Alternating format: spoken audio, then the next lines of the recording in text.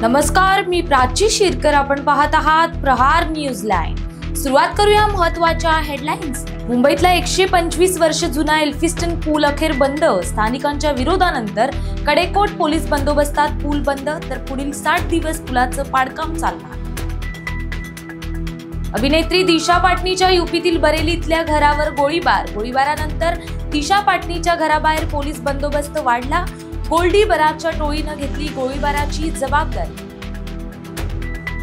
कर्नाटकातील हसनमध्ये गणेश विसर्जन मिरवणुकीत भीषण अपघात. भरधाव टेम्पो विसर्जन मिरवणुकीतील गर्दीमध्ये शिरला. टेम्पोच्या धडकेत 9 जणांचा मृत्यू तर 10 जण जखमी. मुंबईतील भायखळ्याच्या केपी रोडवर पार्सलचा ट्रक उलटून अपघात. वाहन चालकाला झोप आल्यानं अपघात झाल्याची माहिती. रस्त्याच्या मधोमध ट्रक उलटल्यानं वाहतूक कोंडी, तर घटनास्थळी पोलीस दाखल. मुंबईच्या हार्बर लाईनवर रात्री 14.5 तासांचा पॉवर ब्लॉक. आज रात्री 11 पासून उद्या 1:30 पर्यंत वडाळा रोड ते मानखुर्द दरम्यान मेगा ब्लॉक असणार. मुंबईसह ठाणे, रायगड आणि रत्नागिरीला 2 ते 3 दिवस अतिमुसळधार पावसाचा इशारा. पुणे, अहिल्यानगर, कोल्हापूर घाट परिसर, सांगलीमध्ये मेघगर्जनेसह पावसाची शक्यता.